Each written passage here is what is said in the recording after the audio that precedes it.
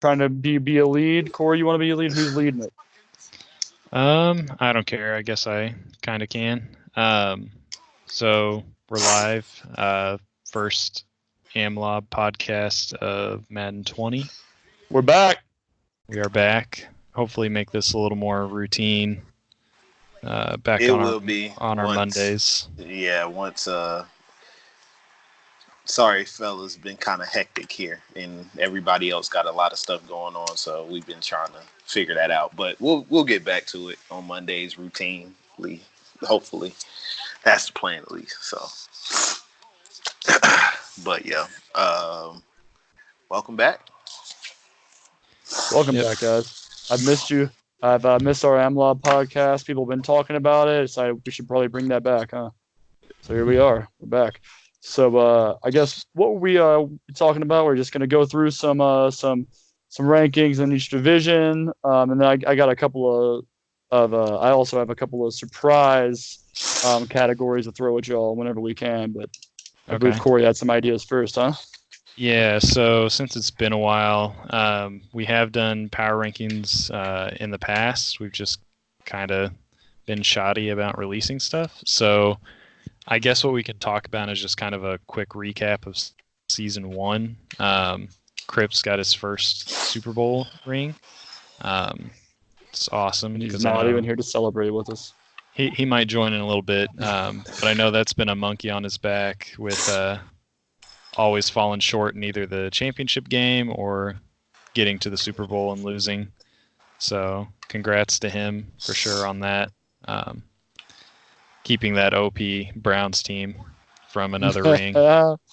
I mean, the Saints are a good team too, and I can understand why it'd be a bit of a disappointment for Mr. Cripps if he continued to lose there. I mean, because he's got a good team, or he had a good team. Now Mr. Breeze is retired, so he's got the Bodles out there. Yeah, surprisingly enough, he's 4-2 with the boat, but it'll be interesting to see how his long-term success goes, because it was really rough sledding in 19 when Drew retired for him. Oof. Well, yeah, I mean we're back at it with him, so I guess a good place to start. Then let's do the NFC South, since we're on the topic of Mr. Cripps, and we have Mr. LJ on here with us. Yeah, so let's just have LJ give his thoughts on the division as a whole. You can go by team by team, or insider information. Okay. I think the division, to be honest, is really solid. But I mean, historically in AMLoB, the NFC South's been a really tough division. Pretty much the only team that's really changed as of late has been like the Falcons. We've had a few different Falcons users over the time, but yeah, I mean, overall, I think the division's solid. A lot of competition. Of course, we typically, we play each other, 6 times a year. But it's really good games, and we typically do pretty well outside of the division. So for us, it's all about, making sure you're not going, 2-4 or 1-5 in the division and winning most of your other games. So that can very easily keep you out the playoffs. I know from experience. But starting off with the person that's pretty much been running the division for the last, cycle, from, last cycle to even currently, it's Cripps with the Saints. And like they were saying, finally got the monkey off his back. So congrats to him. But he has a really solid team. It's going to be interesting to see how Blake Bortles works throughout the entire season, just because he's right now on the load management team with Mark Ingram and Alvin Kamara, trying to make sure they're not getting too many touches. So that's going to be a little tough to manage long term with Blake Bortles starting as the quarterback. Luckily, that defense is really talented, so if he can, keep the scores down, it shouldn't be too much of an issue.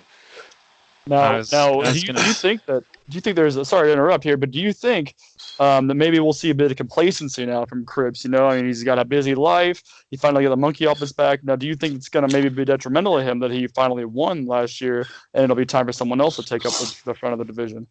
Yeah. I think I think his goal for the cycle has been achieved winning that Super Bowl in season 1. Of course, Cripps is a competitor, so he's not going to get too complacent, but I will say he's probably not as pressed to do much since he already got the title. So I would agree. That's one of the things I was going to say is I could see him just kind of fiddling and toying with stuff, and I don't think the boat show is the long-term play. What I was going to say is incredibly interesting statistic is the boat leads the league in interception with 20. Wait, through how many games? Through six weeks. 6 games, 20. He has nine touchdowns, 20 interceptions, and Cripps is 4-2. Yeah, again, that goes back to that defensive point that I was making, because that defense has playmakers all over the place. You got Laddie, you got Marcus Williams. Of course, you got Anzalone now with star dev. You got Demario Davis, who's a superstar dev now. You have he's got Westry as a user. Yeah, who's second in the league in interceptions right now. So then you have, CGJ. He needs to be to justify that contract. Shout out to Poop. But he's doing his best John Dorsey impression. Overspending. But CGJ, he's been big time too. So I mean, that defense is loaded with a lot of talent. Marcus Davenport, Cam Jordan. As long as that defense is talented, you can have Blake Bortles throwing 20 picks in 6 weeks and still, be 4-2. Yeah, I mean the first game of the year he threw 6. I mean, that's a hell of a way to come out and lead a team. I'm the leader of this team now. Shut up and let me throw 6 picks. It's an interesting statement for sure. I think that also helps Cripps is that he even when he had limited draft picks, still did pretty decently in the draft, getting the hidden dev tight end at the end of the first round that he did. Just try to help the boat out as much as possible. I think another thing is that power move edge rushers really kind of own this game, and Cameron Jordan, Myles Garrett, Aaron Donald, etc. Because a lot of outside linemen, offensive linemen just aren't made for it. They're not made for the power pass blocking, and that really kind of gets to people a lot. And so Cam Jordan, even in his age 31 year, is still out there just balling. I think that's a huge catalyst for his offense, because then people throw contested deep shots. They throw shit underneath that they shouldn't. I mean, they're just getting the ball out, and Marcus Lattimore and his users can just feast on it. It's going to be really interesting to see what happens if Cam Jordan suddenly gives a retiring act like Calais Campbell did, for example. But Cam Jordan's got 4 more years on his contract, so we'll see what's up then. But I think once he leaves, that defense is going to look a lot different. Yeah. I guess for Cripps, the big hope is that Marcus Davenport becomes that dominant pass rusher for his team.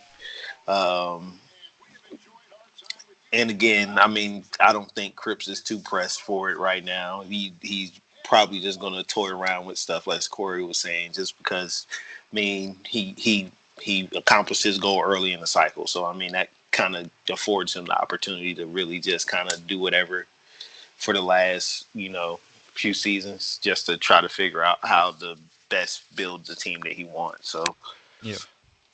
Now, who do you think had the best draft in your division here? Cripps only had a few picks, so I think he's kind of out of it. But you guys all together had some pretty good drafts here.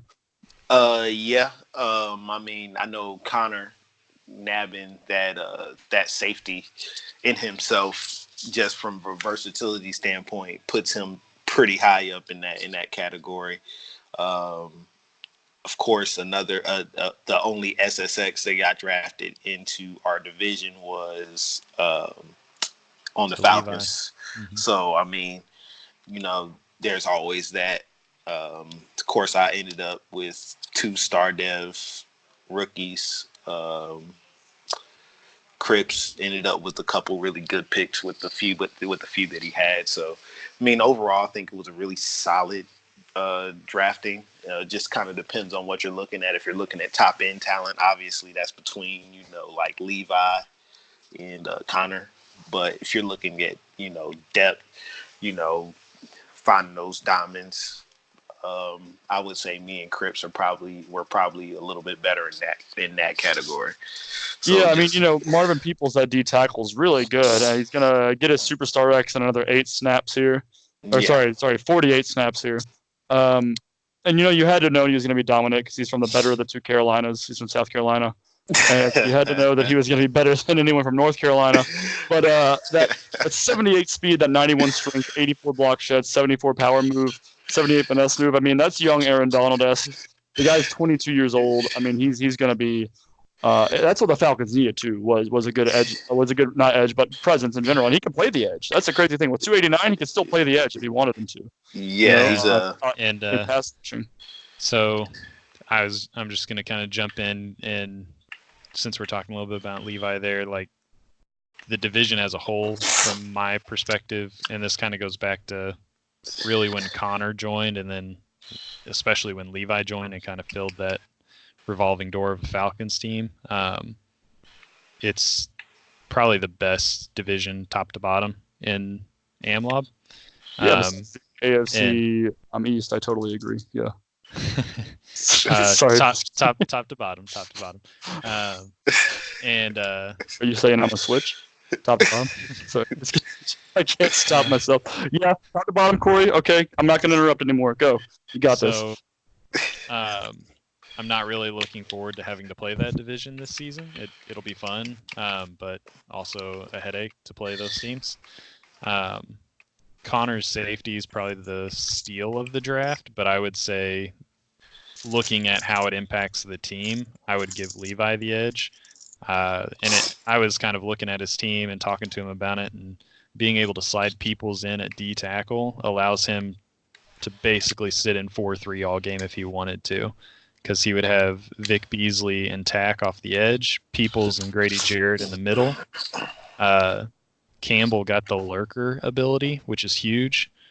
Deion Jones is a freak by himself, and then Foyesade is 90 speed user god. Yeah, that's the thing I really have a problem with, and I'm sure that as another bitter Panther fan, LJ can back me up here, but the Falcons are always just, on paper, wildly overrated in Madden every single year. They always are, like, except for like a few years ago when they won the Super Bowl, but like the past few years they've been like mostly irrelevant. But then Madden just overranks all their players, like, to be crazy good on paper. So you can sit in base with that team. You literally can. You can sit in base, and they can't do that in real life. They get torn apart in real life. And I think what helps them in Madden is it's kind of similar what happened to Eric Berry from 18 to 19, that they seem very injury prone. Guys get hurt, and EA doesn't, other than Dayon Buchanan, because I know Suff will hear that and call me out on it. If you get injured, they like don't touch your ratings, and they'll bring you back as whatever you were when you left. So like Eric Berry was like a 92 when he came back, in 19, even though he played one game in 18. And it kind of seems like they do that with the Falcons a little bit. And that's kind of a knock. Like Shazier has been out of the league for 3 years now, and he's still one of the fastest, best cover linebackers in Madden. Yeah, absolutely. I mean, just how it is. I mean, we all have our problems with EA. But that's all I've got for that division. I guess my last question is, who we all think will win the division by the end of the year? Way too early predictions. # way too early. # predictions. # AMLoB. I'm staying out of this one because I'm in the division, so I'm not trying to make no All right, between me and Corey, then. Corey, who do you got? See, I like the makeup of LJ's team with all the abilities that he got from season 1 and just LJ being a solid user. He kind of put it together on the back half, but I'm going to go a little bit of a wild card and say Connor just because he's got a game lead right now in the division, and he's got that enigma of shit, as he called it, for his Madden skills that just I just think he's gonna sneak it out at the end of the season. But it's gonna be one of those 11-5, 10-6, 10-6 kind of finishes again. LJ, when was the last time Connor made playoffs? Do you remember? Obviously 19. Yeah, I think it was the second to last season we played, or the last. It's been a few seasons. Yeah, it was like the second to last season we played, or the last season. One of those. To note though, Connor, even when he finishes 4th in the division, finishes like 8-8. Yeah. I've noticed that he never really like finishes like poorly. You know, he's a lot like a porn star in that way. You know, he'll finish well at least even when it's not his best role. So, yeah, I'm gonna go. Yeah, I was thinking Connor myself, but I've also noticed that in games he really needs to win, Connor tends to blow up. I think it's gonna happen. I think he's gonna have an implosion. He might make wild card. NFC has a lot of wild card opportunities. Never know who's gonna get in, but I think wild card. I put my faith here in LJ for winning the division. So I support you, LJ. Bring my Panthers home. I'm working on it, man. I'm trying to get this team together, man. Trying to. All right. Well, so let's flip to the opposite conference. I was going to say, why don't we do yours, huh? Since we're all here. AFC South. You want to go AFC South? All right, AFC South sounds fun to me. We'll bounce around on all of them. Okay. So AFC South storyline from season 1 is Josh dominated again. Surprise, surprise. Exactly right. We lost Grid early in the season, and we lost Nick from Texans. We got both those replaced, I think, with solid, stable users as soon as Chan decides he wants to stop living in New York. So the big surprise to me out of that one is probably the best trade in the draft being Isaiah trading back from 2 to 4 and getting Buda Baker out of it, and then still getting the probably number 1 linebacker in the draft, which makes his defense, and he signed Danny Trevathan, which outside of nickel packages makes his base pretty damn nice in my opinion. And then it's kind of coming together from the looks of it. He's 5-1 leading the division, and looking at the back half of his schedule is freaking ridiculous. It's got to be like one of the most cake schedules I've ever seen in my life. So I told him in Maine today, like anything less than 11-5 is a disappointment right now. Yeah, let me look at that one. I haven't seen that one yet. Hold on. Let's see the schedule here. That's going purely off the win-loss of teams, because there's some teams in there like Emmons who's 2-3. Like his record's not reflective of where he'll be at the end of the season, but just looking at stuff like that, it's crazy. Well, yeah, he's been like with how he retooled that team over the course of that offseason, which he just made. Basically, what he did was just make defense the focus. Of course, keep a strong running game. He has 2 really solid backs. And, just with Paris Campbell on the outside and T.Y. still, he basically, it's the same formula like last year whenever Chris made it to the Super Bowl, where, he had, Aaron Rodgers and a couple of really solid receivers, and he just, would dink and dunk, run the ball, and his biggest strength was just making plays on defense. So, I mean, you got to I think that's a really solid formula to get to a title. I mean, Josh has been successful with it over the course of, his time in AMLoB. So, And I think him not overspending in free agency year one and seeing how some teams spent and just how Indy is set up with like $100 million plus in cap is going to be really big, because I just see free agency being kind of wild in a couple seasons, the way the new contract system is. And he's going to be in a great position to grab some of those guys. He will be. You know, I think he's in a good position right now. He's at 5-10, or 5-1. I mean, sorry, 5-10. LOL. But I think come second half of his schedule, I mean, he's got, I would say, at least 4, maybe 5 losses on the precipice. And what I mean by that is week 11, Emmons. I think, you know, Emmons has had a rough go this season, but he's also been trying out different playbooks. He's had a rough go in life in general. You know, he's had going on that we're not going to discuss on the podcast, but, you know, he just had some rough times. But I think, you know, by week 11, Emmons could easily right the ship. That's in another 5 weeks. Then he's got Cakes, who has come in and done a bang-up job there, beating Josh.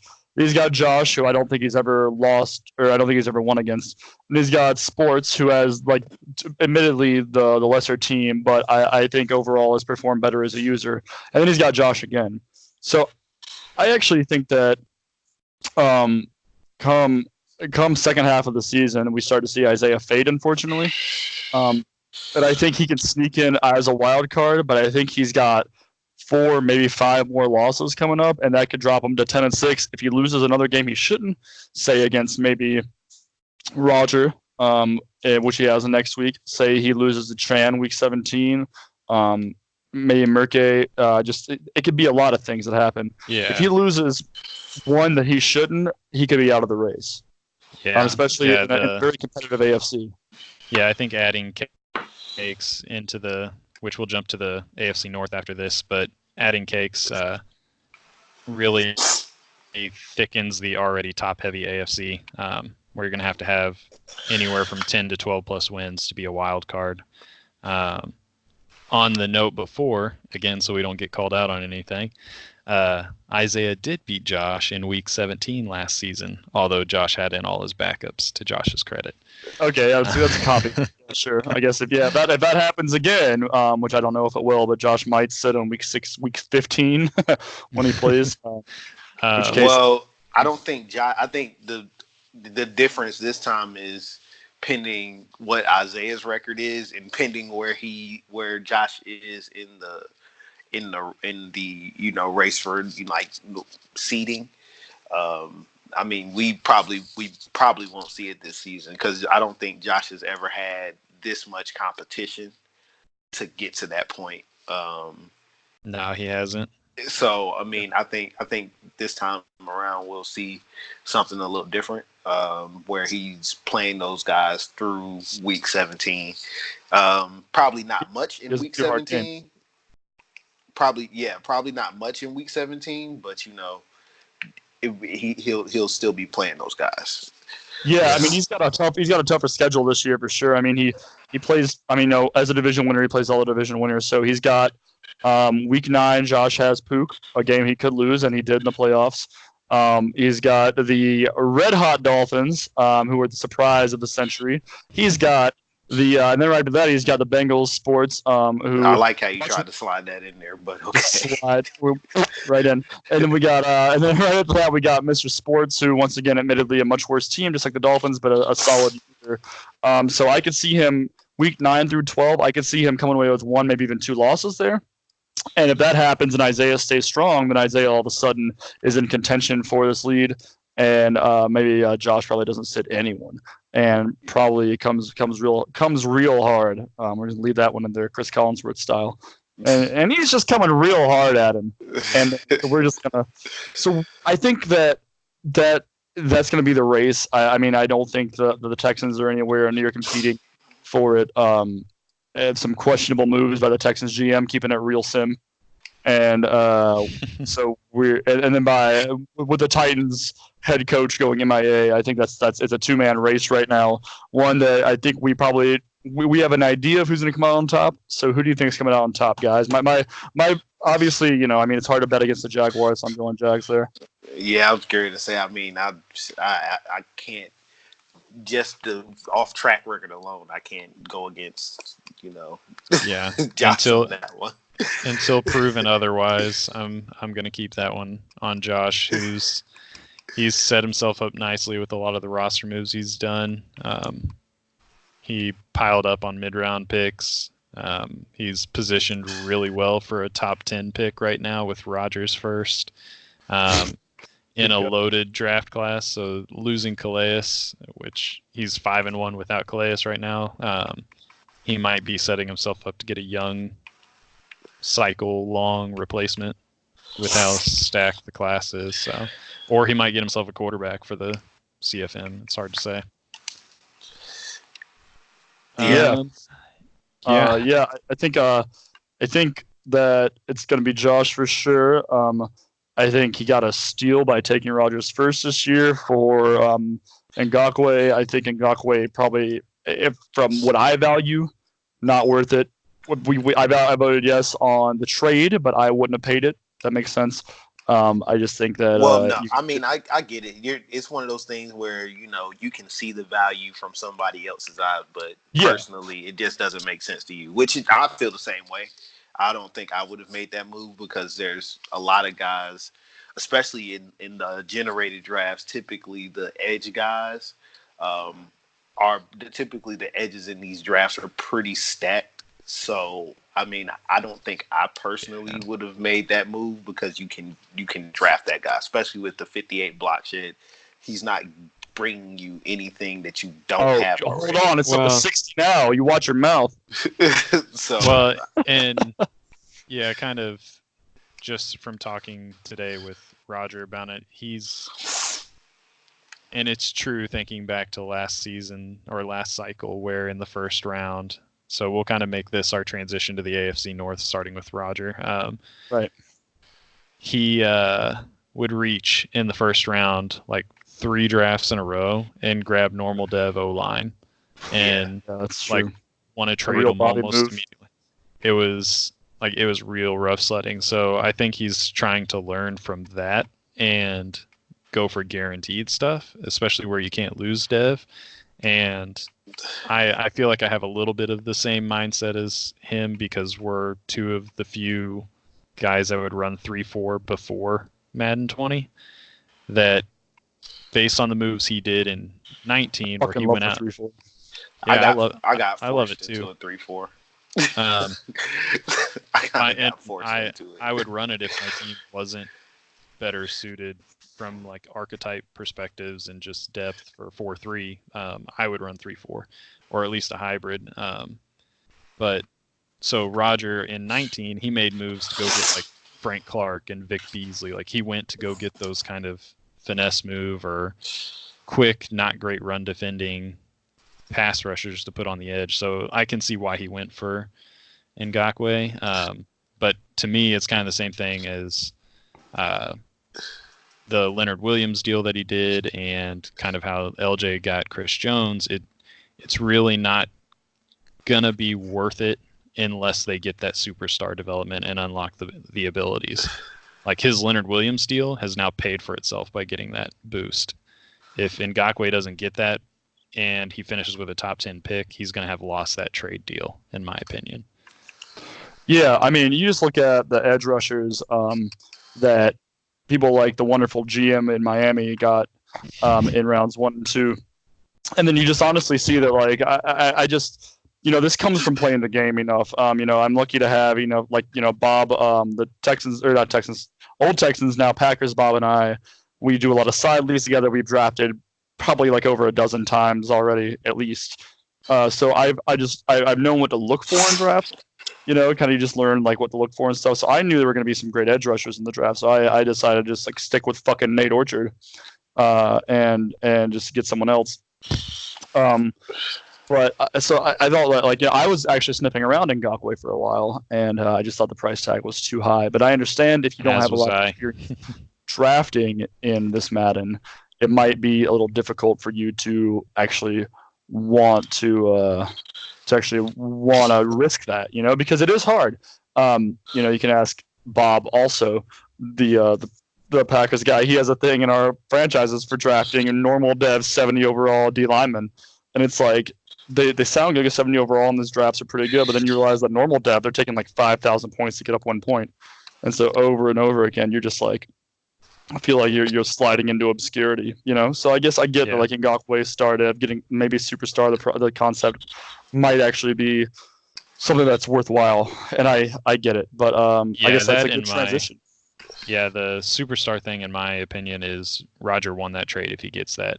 If he doesn't get that and Josh busts, then he won that trade. But Josh is a pretty good drafter, so I don't see him busting, especially if you're in the top 10. It's pretty easy to, if you've got half a brain. How often have you seen Josh bust, Corey? Let's keep this safe for work. Yes. Good point. Okay. All right. Please continue. So, but yeah, like you said, sniffing around in Ngakoue, I was doing the same thing because in my head that was a transition to a 3-4 item, and just knowing how the scheme setups are, 3-4 likes to have a speed rusher on right outside and a power rusher on left, and I was like, that'd be fucking perfect. I can put Frank Clark at left and Ngakoue at right, and I'm set at my outside linebackers for the cycle. But like you said, the price tag was just too high at the time with other needs for me personally. Yeah, for sure. I understand. So let's go into the division then, though. Let's start with the newcomer, Cakes. He's taken a not bad roster and finished 4th in the division last year. Tiger just tanking for a decent pick so that he could turn the team over to Cakes. We're on to you. Cakes is playing like smash mouth football and winning some tough games, and then putting the work in on the AFC defending champion Pooks Browns in last week's game. Yeah, it's kind of a surprise to us all when someone can come into a division that has the Pook-led Browns and just beat them twice. One time was pretty handily. It was the last time. The other time was by 3. But all in all, if these are two teams that are winning 13 or 12 games a season, those 2 losses, in division, can be the difference between a 2 seed and a 4 seed. That's a big deal. And I think that it's probably going to have Pook a little shook by the end of the year because he's going to have to come in and play from wild card position again. Other teams are getting better now. Teams are going to be in the playoffs. I think the Browns, while they have a really good setup for a team, eventually after a couple of years, other teams start to catch up if they have good GMs, builders that know how to use their teams well and know how to build their teams. So I think bringing Cakes in as the Steelers actually is going to have kind of a domino effect, and we might start to see a downfall of the once mighty Browns who were set up for success all throughout the cycle. I think it's going to be hard pressed for you to find Pook making it back to a Super Bowl. I'll even do a hot take, a way too early take here, hot take, and say that the Browns will never again make a Super Bowl this cycle. Wow. So I'll jump in there that Cakes, for all of sports, is pursing his lips around Cake's penis in main chat. Cakes Shots is not. fired. He has been in AMLoB, I think, 2 times before, and he has not won a Super Bowl in AMLoB yet. He did get close the very inaugural season of Madden 17. He lost to the Broncos. And then I want to say he came back in 18 as the Bears, and he left after starting out 3-3 going into the season. Ooh. So he had a pretty short stint that time. So based on his 2 track records of not hanging out for a long time, I'm going to say your hot take will not be proven true because I'm going to put my eggs in the basket that Cake doesn't hang around for the whole cycle. Oh, you're gonna cool down. You're gonna cool down my hot take with your cold eggs. I'm the Shannon to your Skip. Is that not safe for work enough? But with how it's going right now, I don't think I've seen Pook in a position like this where he's felt threatened, and I think that in itself, is enough to kind of make the difference between him and Cakes in that division. Because, especially in this game, once somebody got you psychologically, it's kind of like hard to break that. So that's definitely a downfall of the Pookmeister as well. Is that I do believe he gets shook rather easily psychologically. If something doesn't go his way, it's kind of a downward spiral. No offense meant to you, Pook. It's meant as a criticism that you can take and run with. I believe in you, but I really do believe that's something that you can get him with. Is you can really he can be psychologically shaken. And so if that happens, I agree with you. I think that Steelers, if Cake sticks around, that's a good caveat though, Corey. That if Cake sticks around, you might not be able to. Yeah. So who do we have winning the division this year? Then I got to go with Cakes if he sticks around, which he has in DMs told me that he wants to stick around. He said this league is the most active he's seen, and that really kind of motivates him. And I think if you're winning and the league is active, it's kind of hard to step out. To be honest with you, if you enjoy Madden. Yeah. I agree. Of course, I think I would say Cakes is probably going to win the division, just because he's already beaten Pook twice. So that's a huge jump. Yeah. Yeah, that's already in itself a big part in winning the division. To be the man, you got to beat the man. So, he's also got that fourth place schedule that he's running with, and I'm just kind of breezing through his teams. He's got a very good chance, just even if you assume that he loses to some of the other good teams. He's 13-3 is probably his floor. And I'll also, I guess, on that note, I got Cakes as well, just in part because of what he's already jumped to that 2-game lead over Pook, which is big, who was my preseason favorite. And then Sports sounds like he's incapable of beating Cakes. So that's a psychological thing. He seems pretty shook by Cakes as well. So what I was getting ready to say was my apologies to Roger, of someone who took pride in 18 and 19 of never missing the playoffs. I don't know if he will make the playoffs this cycle at all. That's probably my hot take. If those three teams hang out, because he doesn't seem to, which I completely understand, real life is keeping him from being able to invest the time to watch YouTube. Smack. But it's he's not able to put the time in to play the game, and it's gonna show versus three guys who do put in a lot of time playing the game. Yeah. Yes. Rodgers. He's at this point in my mind, he's out of the playoffs already at 1-5. It's pretty rough. The thing is, he's come close. He lost to Sports by 8. He lost to Josh by 5.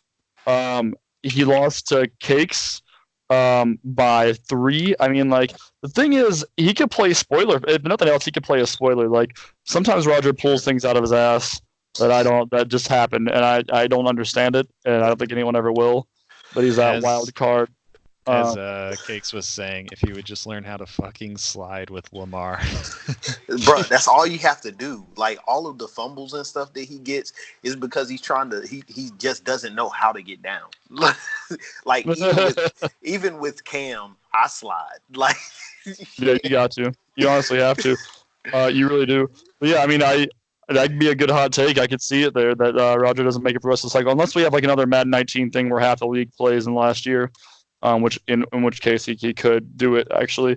Just to I can see Roger doing that because he knows it's an opportunity, so he can say, "Hey, I made the playoffs once in Madden 20," But I think realistically, Cakes probably would lose maybe a couple of these last games and goes 14-2.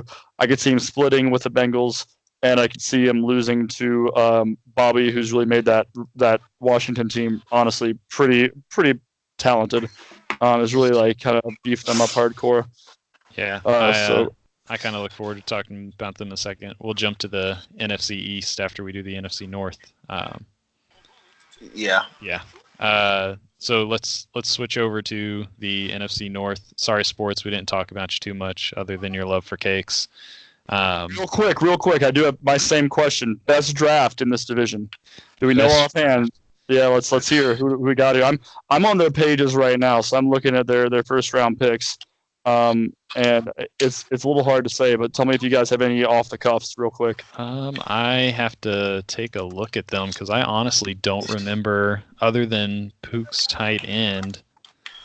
Hashtag Pook's tight end. Pook's tight end. So Sports got the superstar outside linebacker.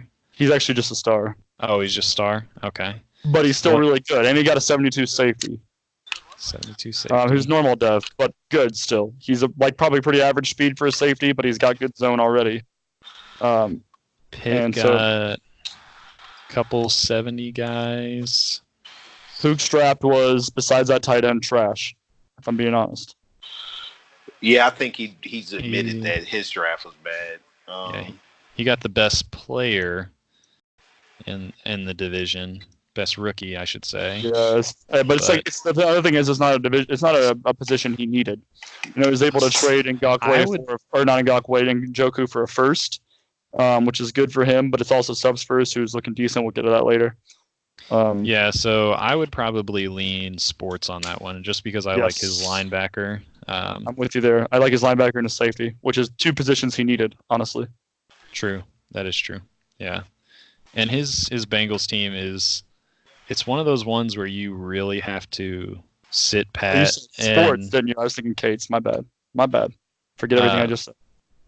Oh yeah, no, so I guess before we switch over to the NFC side, yeah, Sports' team. Looking at it, whenever we've talked trades, it's one of those teams that he can't afford to move anybody, and the ones that he can move, they're he gets so little in return, they're not worth moving.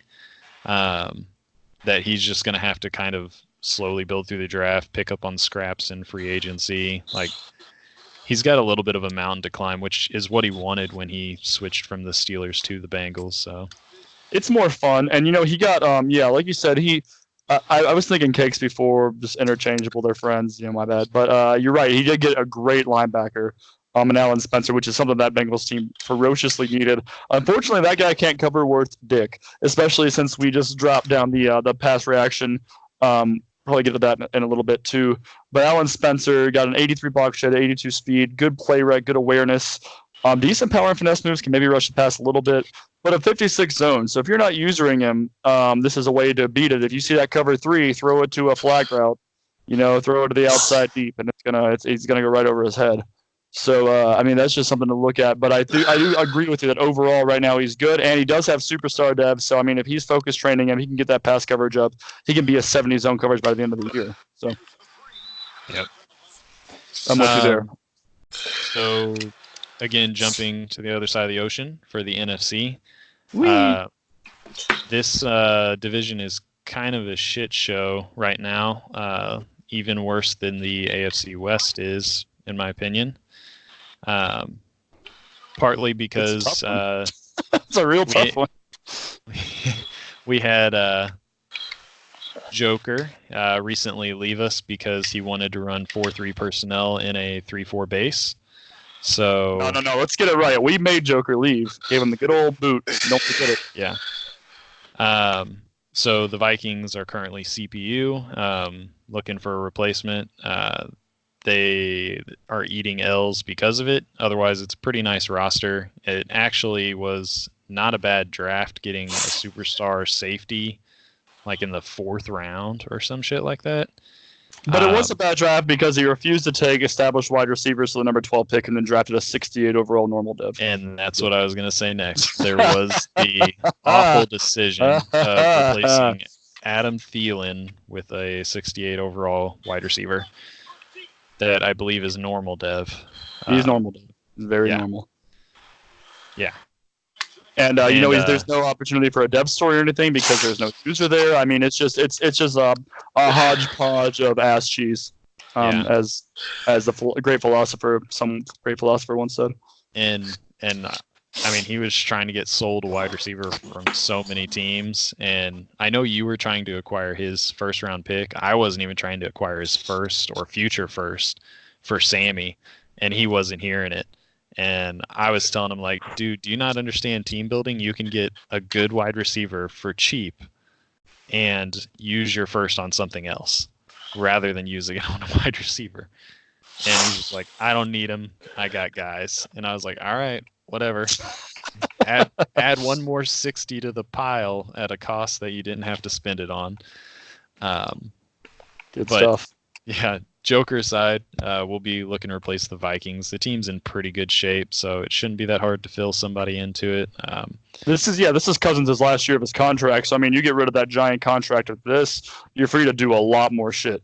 You know, I believe this is his last year. He's had a 3-year in real life, right? So this should be his last year. Yeah, and as long as the CPU doesn't re-up him and they lose enough games, they'll be in a good pick position to grab a quarterback. Which I've got my leagues crossed, but I can't remember if there was any. This decent one prospects doesn't at the top. have any. Not that I saw. Okay. Yeah, and you never know though. There could be some once we see combines, you never know. Yeah. Well, like Dicey's quarterback was, I think, like a 3rd or a 4th round initial projection, and then when he got all his stuff unlocked, he was actually an early first value or something like that.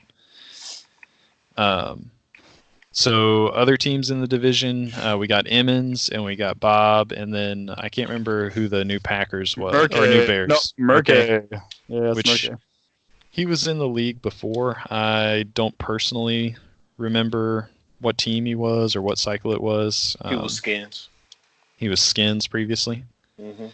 I think he's been he's been a couple of teams if I remember correctly, right? Like I believe he's coming in and out. No, it's just one. He's just been one. Okay, never mind then. Which I can't remember. I thought I saw something on the schedule who he beat. So he played Josh, and the final score doesn't really reflect actually how decent of a game that was. I think it was 7-7 for like the first 2.5 quarters, and then Josh got a big play score, and it just kind of started to snowball from there. And normally you wouldn't say 44-7 was a close game or anything positive from a user, but he actually looked pretty good in the first part of that game. So if he can keep that Bears roster, especially on defense, somewhat together, he could be a threat in the North. Bob's Packers. I have the Packers in VFL, and they're amazing on defense. Yeah, they're so good. Yeah. There's not a weak point on that defense, legitimately. Their weakest point is DT2, and you can avoid using that position Or like in so many ways. CB3 maybe, like if you're if you're trying to run a lot of zone, you might get cooked on that. But even then, in my opinion, not really, because you have Jair, Kevin King, and Josh Jackson. Like, yeah, I was talking about Kevin. Kevin might get cucked a little bit because he's not super smart in zones. But yeah, Josh Jackson, I mean, is gonna do really well. But his team's pretty good. He got I think the only wide receiver upgrade to Superstar X Factor with Devontae Adams. Yeah, that's really good. His team's set up pretty nice, and then he got probably the second best steal of the draft, getting a superstar O lineman in the second round. Those O linemen, those O line abilities are just incredible, man. Like so good.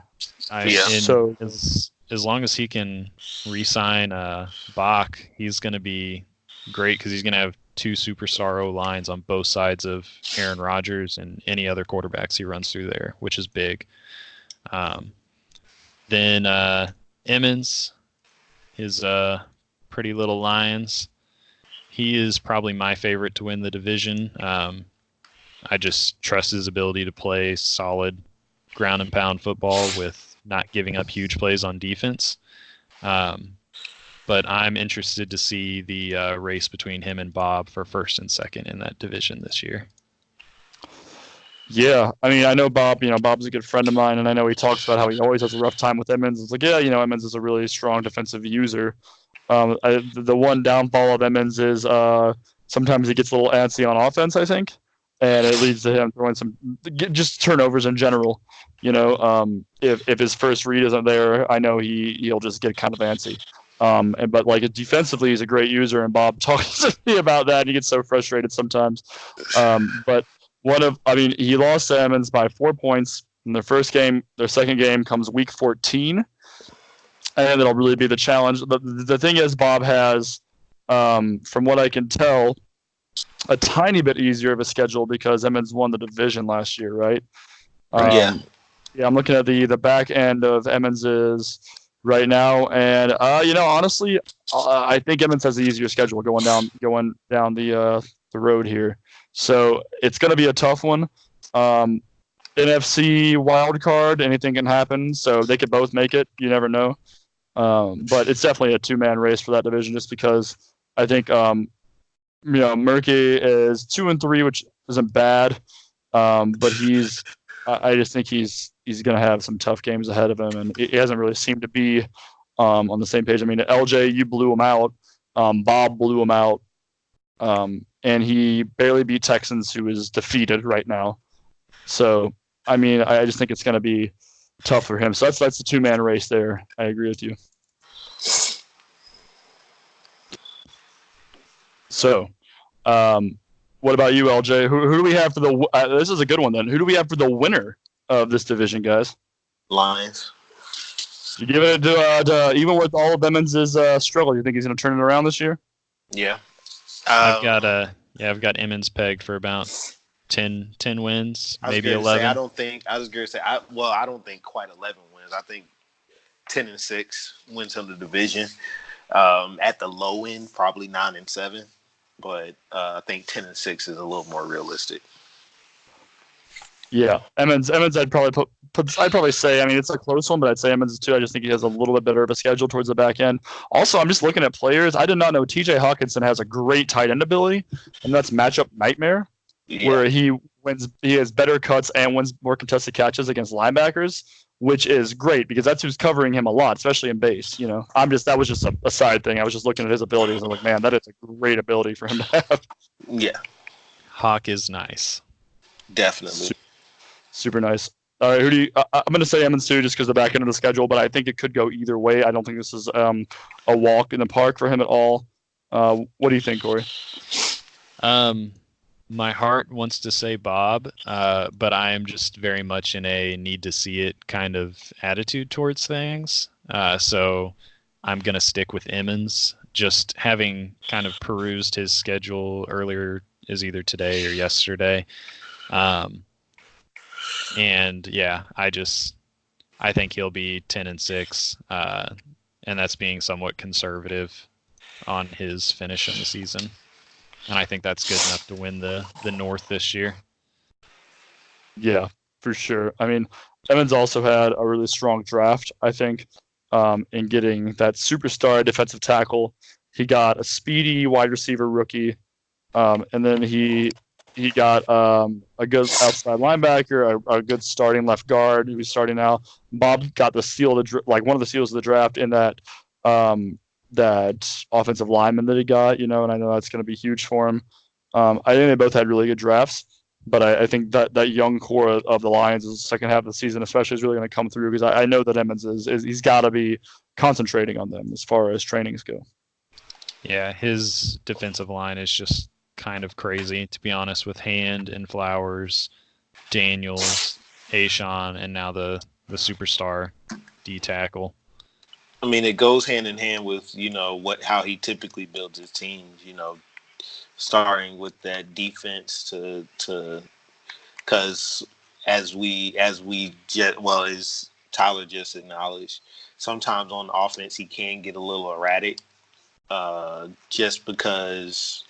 I mean, I guess whenever you can get the stops on defense, you can kind of be a little more gutsy. And it doesn't help that Tyree isn't the most accurate person in the world. So yeah, he makes some throws, man. Let me tell you, his throws. So Tavai is really nice for him now too. Yeah, he's an 80 in star dev. He looks good. Yeah, because he got the 20,000 is what he said. XP. Oh yeah, I forgot about that. Fucking 20,000 XP. Someone slide me 20K XP. Yeah. So yeah, like I mean, I think with that, I think Emmons is set as far as that's concerned. Um, I think he's pretty set there as far as that's concerned. So it'll be. I think with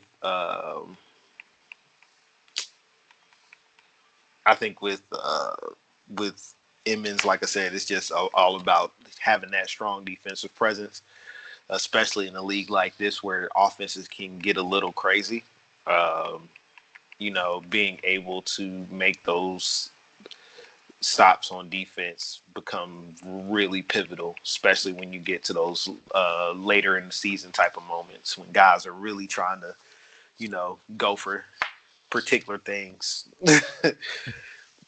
Not saying nobody's stat chasing, but yeah, no one's doing that.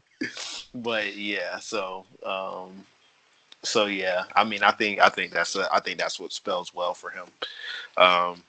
But on to another division because y'all got me for maybe another 20 minutes. All right, let's hit it. Let's slide up to the NFC East, which is a one-man wrecking crew right now. We'll start with Bobby and his Skins. So what I was going to kind of talk about, and this is in part because I was watching for a later topic that it'd probably just be me and Tyler talking about with the slider changes on the pass reaction. I was kind of watching Crip's game versus Bobby that just happened to see how the reactions would play, and just one of the things I noticed, like looking at his personnel on Daddy League and then watching the gameplay, and then Emmons also has the Redskins in ASL, and I've talked to him and seen how he plays with them there. And the way that Bobby has them set up, especially on defense, is kind of crazy. It's another one of those teams that he could sit in a base 4-3 and defend everything. And it's in part like he's got slow and old as shit corners, but if he keeps them in decent assignments, which he's done, Landon Collins and Apke are just god tier on the back end for him, where he doesn't give up those deep balls. And then Holcomb underneath is freakishly fast for a user. He's able to take away those quick reads, which allows Kerrigan or freaking 95 speed Montez Sweat to come off the side and wreck your life. He's only like 93 speed. He's only 92 speed, 94 excel. Yeah, with superstar ability. God. So on defense, he's got a very good way to make you have to dink and dunk him to score any points. And then on the offensive side, he sold the farm basically in a first in Monte Nicholson to get 2 offensive linemen to put with Trent Williams, and he just does what Chris did that one year in 19 that he made a Super Bowl run and pounds it down your fucking throat with Juice or Geis. No, I like Juice. That's better. Juice, yeah. I don't know. That guy's got a 96 truck, and then he's got wrecking ball, jukebox, human joystick. Like who? What? Yeah, he's stupid. His agility is wild. He's too damn good. And now this season, it looks like he's trying to earn development by passing more with Dwayne Haskins. So if he can get Haskins superstar dev, that could be pretty big for him. Superstar dev is hard at the quarterback. Rosen made Pro Bowl last year and did not get it, and that was cool. Super cool. I liked it. My favorite thing about last year was Josh Rosen, who I put a lot of time and effort into, not getting superstar dev.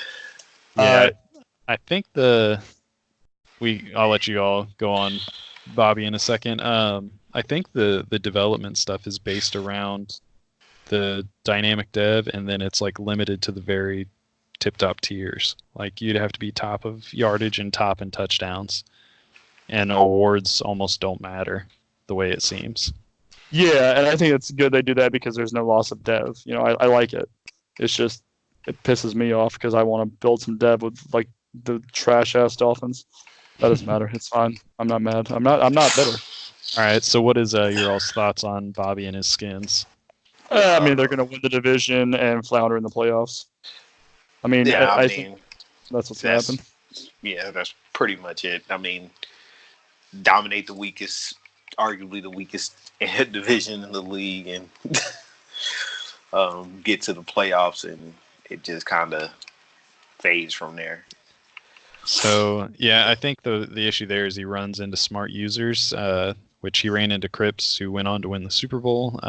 Cripps, based on the box score and part of the VOD that I caught, said, "All right, I'm going to load the box, and you're going to throw on me because I'm not going to let Juice just run all over me." And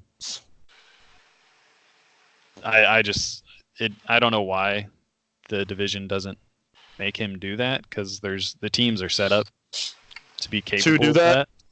Yeah. Eagles, the Cowboys, they should be doing that. I mean, I think that's more of a just thinking that you can play every user the same, which the crazy thing is with our league being so competitive, you can't really do that. You kind of have to game plan going into different games, because if you don't, then you can get exposed. Yeah, I'm with you there. I agree with you.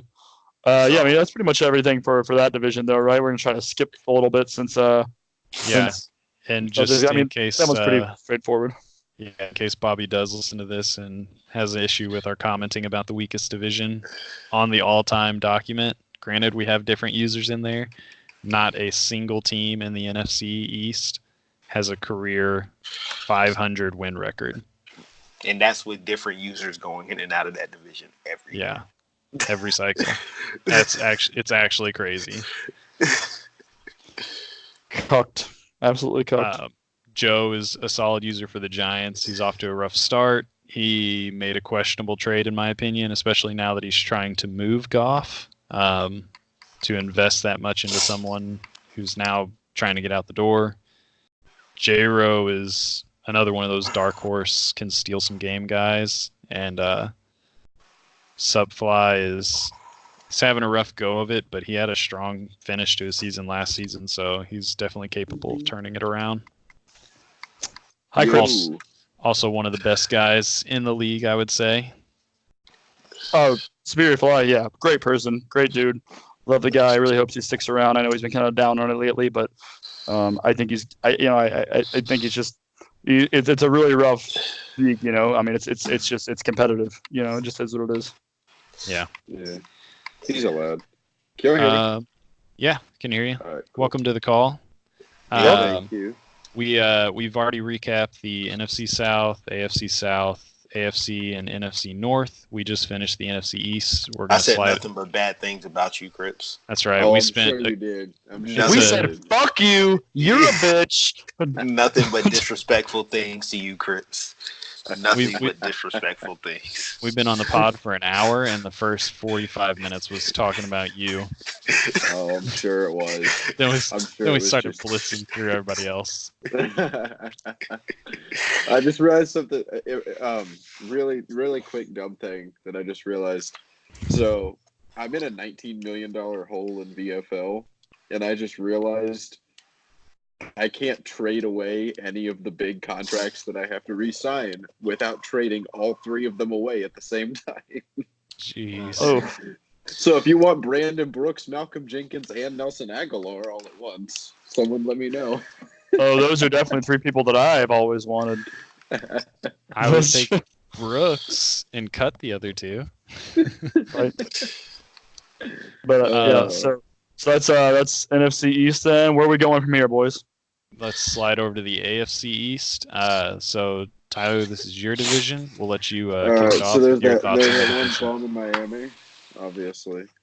What'd you say to me? I said there's that one bomb in Miami, obviously. Bum. This division has been interesting so far because you have the ever beautiful Dolphins at the top, who have looked the part again this year. But I really actually want to focus on the other three teams just because it's really interesting. They're all 3-3, So I mean, technically, right now, all in the playoff race. AFC is really competitive, but I mean, you never know what could happen. Patriots have a good team. Matthew drafted well. I think I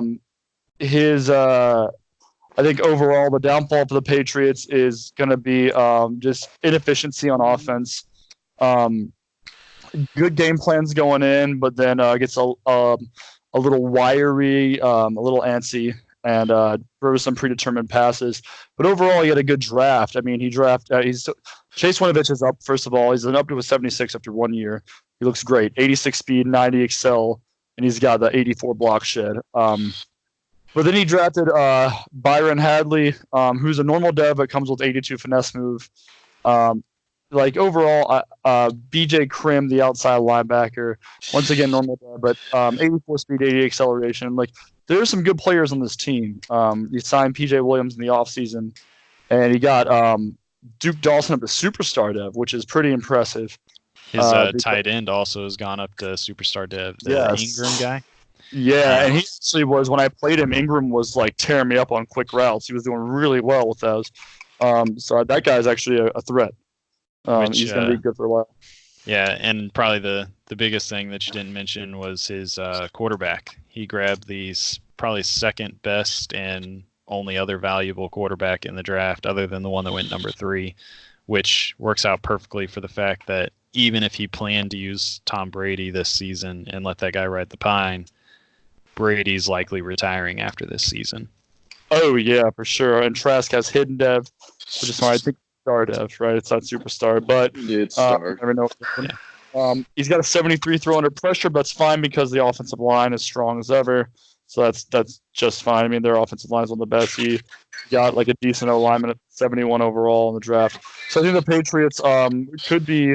I don't know if they're going to make playoffs. We have a really competitive AFC, but I think that they're at least someone that could play spoiler. There's someone that could give some teams some hard things and maybe stop them from stat padding at least and getting devs for those upper echelon teams. Good luck stopping people from getting devs this year. What'd you say? I was saying good luck over time stopping people from getting devs this year. Right. Well, it's really only an issue on that note if they are getting superstar devs. The star dev stuff is what it is. It's when those abilities start kicking in that it gets kind of wild. Yeah. Then second, we got the Jets, who we got Jeff, who is an enigma to me and always will be, because he'll do things like there's a really loud music or something going on in the background. Is that you, Chris? Yeah, that's me. Wow, how professional. And so, but we got the Jets, who are really an enigma. They beat the Bills, but they're 3-3. They beat the Bills, lost the Patriots. I mean, you never know where they're going to go, but they've got a good team set up. That team, C.J. Mosley and Jamal Adams up to SSX. So their defense is, trust me, they're not fun to play against. The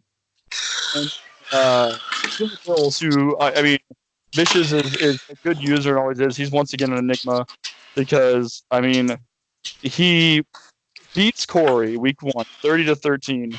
Then very next week loses to Jeff 7-10. I mean, it's just an enigma is the right word for him always. And this whole division. Are you trying to be out here and just shit on Jeff like that? Oh no, I'm saying Corey's got a way better team. Fuck. So then we. but really, in all actuality, beating a team like the Chiefs with a good user like Corey, 30-13, and then losing to the Jets the next week. I mean, it's flabbergasting, And Bishop has a good schedule coming up. I mean, so it's going to be rough for him too, and especially rough because Bishop traded away most of his picks this year, if I'm correct. Yeah, he doesn't have a pick until the 3rd. Yeah, I mean, the 3rd round picks can be good, but I mean, if you're not going to make playoffs, not having picks, it's rough. It's really rough.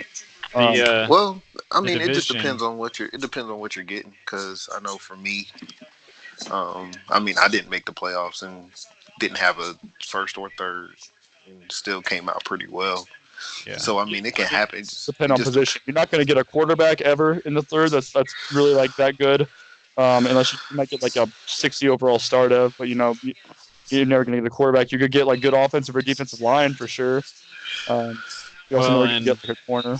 Bish is so just like on the note of him not having those picks. So quarterback's really not a concern for him because he's got Josh fucking Allen. So he's Josh solid. fucking- He's set there, and he used, if I remember right, he used those future picks to trade up and get the wide receiver that he took in the middle of the first. Yes. So It's really smart because Lindsey was the best receiver in the draft, I think, by everyone's rankings. I was just hoping he lasted to the second, which did not happen. yeah, and he, I can't remember if he was talking about it to me in a DM or if it was in Maine, but he was commenting that he hasn't had a true wide receiver one in like 2 cycles. So he was pretty excited to have that, and we know Bishes is a goon about developing his tight ends. So Knox is also basically wide receiver number 2 out there causing problems. Dawson Knox. I want to say this publicly. If you're listening to this right now, bitches, fuck Dawson Knox. He ain't shit. Okay, so Yeah. Uh, So, um, and on that yeah. note of Bishes being like an enigma, so losing to Jeff's Jets, I believe Jeff is one of the few teams. we got in some the more league- feedback in the background, by the way, guys. Just for our users, I want to keep it down a little bit.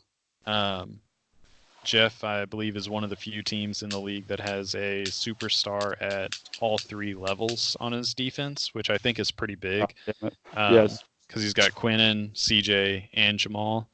And then he's got nice supplemental pieces around him with Pat Pete, Eric Berry. I can't remember who else he got. Carolina has 3. Yeah. One at each level. Carolina does, but we already stopped talking about the NFC South. So. I mean, that's all fine and good, but the guy that runs that Carolina team sucks ass. So Got it. Yeah, so- who is that guy? I can see Yes, where I don't Jeff know. is a matchup nightmare in that regard. And then on the offensive side, having Robbie Anderson is one of those like sleeper wide receivers that people forget about. That's kind of has a Tyreek or Marquise Goodwin kind of impact to a game where you forget about him once and he's gone for an 80-yard touchdown. It was 97 Marquise against me, Goodwin. actually. It was awesome. fuck Yours. Marquise Goodwin. Because you're sitting there trying to contain someone like Le'Veon Bell, and then they hit you with Robbie Anderson, and it can make it tough. So I can see where Jeff is a tough matchup. Like I said with Matthew, he had a great draft, and he's further supplemented his ability. Again, kind of same thing with Cakes. Not quite as extreme with Cakes, but as long as he hangs out in the league, he could be someone that plays spoiler or wild card perennial kind of contender because of how he set himself up early in the CFM.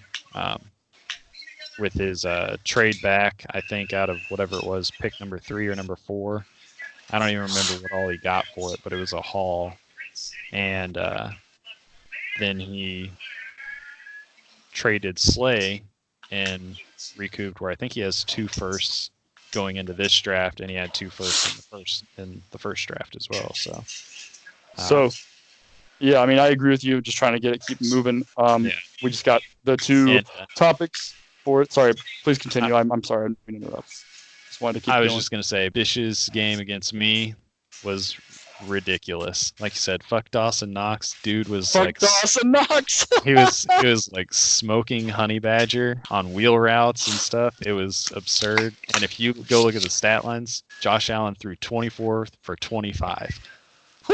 And his one missed throw was a throwaway. So when I complained about getting RNG catching traffic animations, the stats literally do not lie in that game. Fuck Dawson Knox. I perfectly undercut a pass that he threw to Lindsey, and instead of getting the lurk animation, Lindsey like warped on top of my linebacker and just mossed him and caught it. I was like, "Yep, fuck this game." That's awesome. It's badass. It was a fun one. So we got 2 really quick ones. Division winner and best draft. So division winner for the AFC East. I, of course, will stay out of this and recuse myself. Division winner, I'm going to go with you, Tyler, on it. And best draft, I'm going to give to Matthew. even though your draft, I will say, was also top notch, as well as, I mean, Bish's is actually a really strong draft for all the teams. Because I think Jeff got a really nice wide receiver too. It was like a 6'6" dude. Yeah, he was good. Just based on the pure depth of it, I'm gonna throw it to Matthew. Plus knowing that he got a haul for future drafts as well.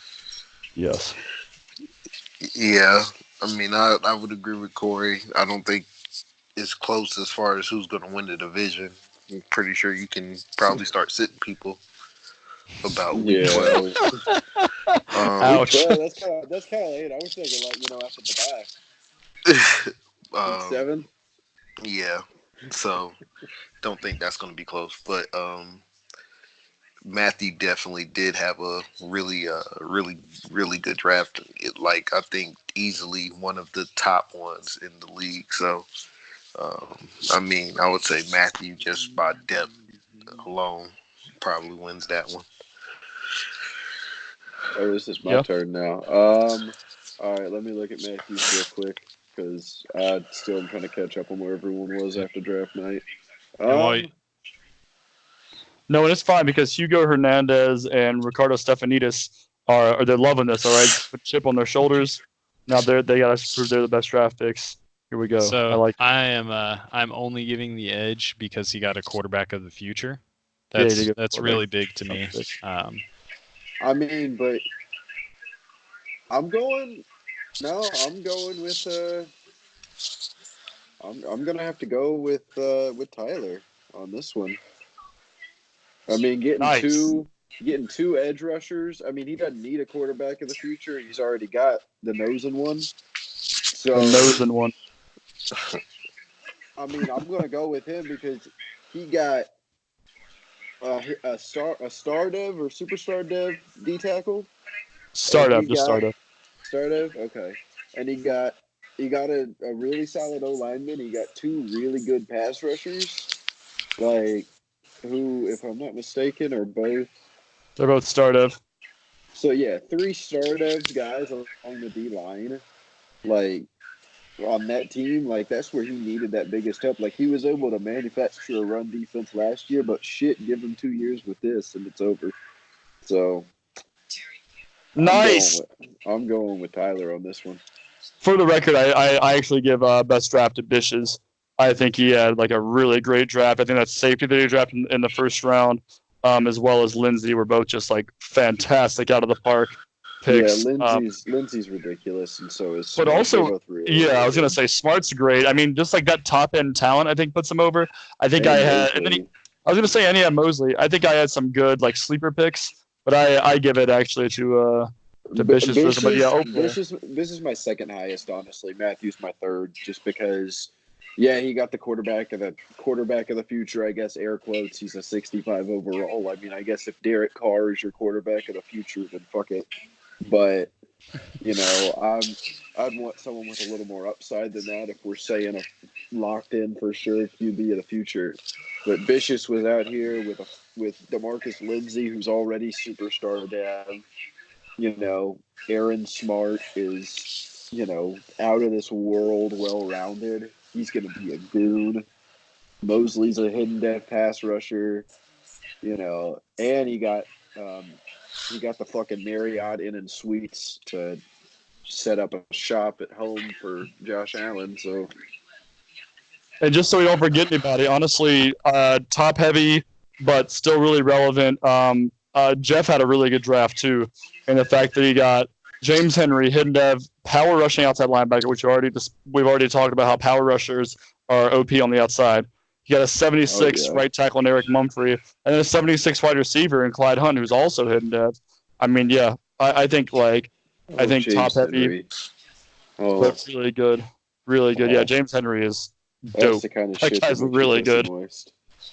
Yeah, in general, I'm kind of optimistic for how the AFC East is set up for the cycle. It's been one of those divisions that's kind of had a rough go of it. So having 4 good users in there that are focused on building teams, and everyone has their team too, other than, I know Tyler, you don't, but you've got a rebuild team, which you like to do.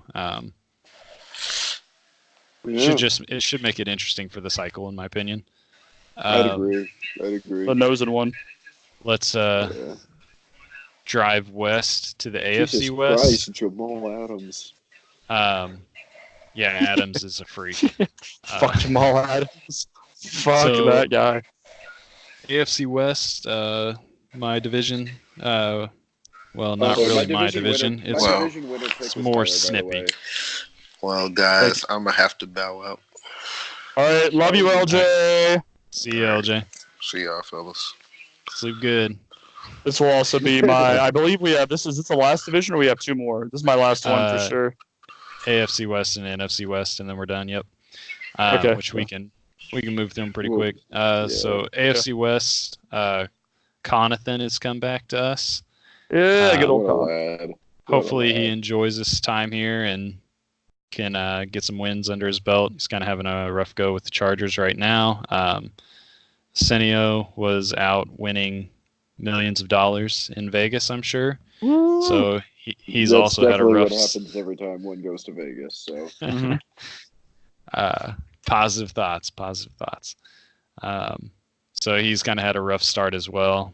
He also just managed to throw like 10 picks in one game with two different quarterbacks, which is kind of crazy. We're gonna have to track most interceptions thrown because he's putting it on a whole new level. hey, I'll get him with one quarterback this year though. He ain't gonna top the 50 that me and Blake are gonna throw. You know what annoys me though is Senio will throw 10 picks to Connor, and then we'll play, and he won't throw one. Like that's just my luck. Like, yeah. Then good. yeah, it's something like that. Then Snippy, he's kind of ran the division for most of the last two cycles, two counting this one. He's kind of off to a rough start, but actually looking at schedules, my preliminary take is that he's going to win the division again this season. But that's just knowing what my schedule looks like and having looked at his. And then I have myself. He had a really rough start. Yeah, he did. But the back half of his is really nice, and the back half of mine is not so nice. Jesus Christ, Snippy! He played the two Super Bowl participants in his first four games, and he played Tyler as a third of his other game. His easiest game was either you or Connor, who both had winning records last year in the first 6 games. That's ridiculous. Yeah, Just crazy. and then myself, hopefully I can sneak a wild card or manage to win the division. Otherwise, I could see myself sitting on the bubble, 7 or 8 seed, looking in. Hopefully, I'm that close to the playoffs if I don't make it because I don't have my first. Yeah. Thoughts from you guys on AFC West? You go ahead, Crips. You first. I'll keep it short. I think Snippy's goal will take the division when it's all said and done. Sorry, Corey. I think you could contend. I think you could easily contend for a wild card spot, though. I mean, the way the AFC's shaping up, there's going to be 4 or 5 of y'all, though. And I'll let Tyler give his thoughts on that while I look at draft classes. So, I don't know. I think Snippy. I haven't played Corey yet. That'll come later on, but Snippy made a lot of poor decisions on offense against me. And I think that probably less than Corey does. I think Corey's a little more careful with the ball. So I'm going to give it to Corey as far as division winner goes. And I think that I think that both the AFC wildcard spots are going AFC North. So I think whoever wins this division is the one that gets in. So, yeah, I think it comes to Corey, and Corey's probably going to go. Let me look at your schedule real quick, Corey. But just off the bat, I'd probably say right now we're looking at a 9-7, 10-6 kind of deal. I just really think that Snippy's going to. He had a rough schedule, but he did some dumb things against me. I'll be honest. No offense, Snippy, but you know it. You'd admitted to it too. So plays. So Corey plays Crips, me, Sports, Snippy, Connor, LJ. Those are games that I could potentially see you losing. Then we go to Mr. Raiders over here, and he's got Corey, Fishes, okay, and Josh. So yeah, I think going forward, Snippy's got an easier schedule, but with his poor decision making on offense, I could see him losing out, like going maybe even. And I think that Corey's gonna win out by a game. Probably is what's gonna happen. Ooh. Yeah, no, that'll be close. I think they'll be neck and neck, and I could see them switching back and forth a couple times over the last couple weeks, just depending on who gets leverage at any given time. Emmanuel Hall's a 78 overall. Are you dicking me? You dicking me down right now? He got No, but he's 20,000. dirty. He got 20,000 XP off a Stardev story in like week 3 God. of season 1. It's not even fair. He looks really good right now. Give me him. I want him. Him or Nicole. I'll take Nicole. That's fine. It's no big You deal. don't get a choice. You have to do one of them. Otherwise, you get worse losses for the rest of the year. All right, Sammy Watkins to Miami. I like Sammy, but he's in the same predicament everyone else is, and that's that he's going to start regressing real fast, and he's a middling, low 80s guy that he's not going to get any better. He's the same position all my receivers are in right now, so yeah, we're kind of fucked on that one. Draft class. Look at your draft class here. It's easy for me, and it's Snippy in this division. I think AC makes it tough, and he gives Corey's class a really high floor, but that tandem of Chris Hinton and Lavert Hill, who are both 77 and 79 respectively at 21 years old, and he's got in positions he needed to. Yeah, at big positions in need. That's a tough. Lavert Hill defensively mossed Devontae Parker in my game, so that was cool. Yeah, Lavert is sexy. He's sexy as fuck. Just build his man. Like once he's more well rounded by probably the end of year 1, into year 2, like it'll be GG. GG. You will need to well round him with the pass reaction because he is awful in man. Oh yeah. Well, he's got a nice man coverage rating, but it's like 60. It's like 68. It's 69. Yeah, zone of 80. Thank you very much. I get it. Now I get it. Nice. You son of a bitch. But I mean, he needed some speed to keep up with the speed of wide receivers in that division, especially for the Chiefs. And that guy's a great pick. Also, Jesus Christ, with the fucking nobody does interior finesse rushers like Snippy. And it's he knows they're OP. It's what makes them so difficult to play against. I'll be completely honest, because most people build their lines to block power, especially on the inside. Yep. Like pass block, you're leaning power and pass block, and agility for a lot of people gets left in the dust. And so that's where he fucks people. Because when you have 88 finesse move Mo Hurst and 83 finesse move Chris Hinton, both on the inside, like, GG. Yeah, I mean, the reason I traded Godtro is because I have 73 overall Vincent Taylor with an 82 finesse move, and he's got 3.5 sacks. 8 of his tackles are 3.5 sacks. I mean, finesse move is broken for interior, and power move is broken for exterior. It's just how it goes. And that's a secret. I'm sorry I'm letting it go. But and the funny thing is, of course, obviously, both of these guys are superstar dev. So once Hinton gets that superstar dev here in the next couple games, it'll just be. I hope he gets unfakeable, that son of a bitch. Well, and he just missed a dev story for Clellan Farrell to get superstar. Woo! So he would have 3 superstar D linemen. So let's go to Khan's still new to the game. He's still going out. He hasn't played that. I mean, he's defeated. He hasn't won a game. But from the scores I've seen, he hasn't been that out of every game. So I think Khan's got some potential there. I'm really worried about Senio. One of the guys who was kind of a mainstay in the playoffs last year, and now his seasons are just dog shit. He has no first round pick. What do you guys think is the turnaround here? Well, first question is, Why is Senio licking ass cheeks? Second question is, what can he do to turn it around? You played him more than I have. I haven't never played the guy. You've played him a lot, Corey. What do you think is the answer here?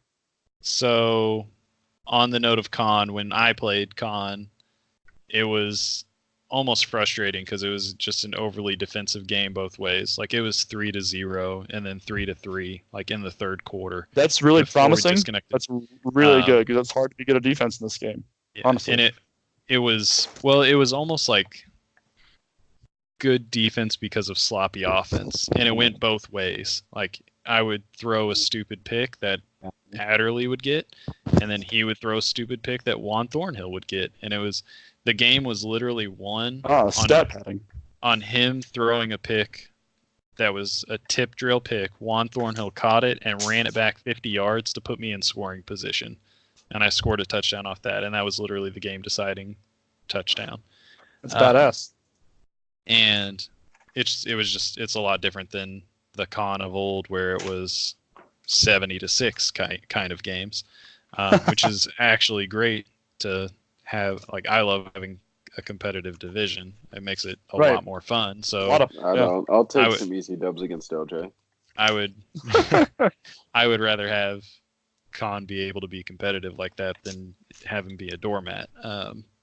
But on the note of Cineo, like, the thing that kind of worries me from the draft in year one is he took 2 wide receivers with his first 2 picks, and he had Cortland Sutton, Adam Thielen, and I don't even know who the fucking other one was, but Sean Hamilton. Yeah, he's already like invested in wide receivers pretty heavily, and then he took 2 with his first 2 picks. I honestly don't know. I've played with Cineo a lot here as well as in other leagues, and he's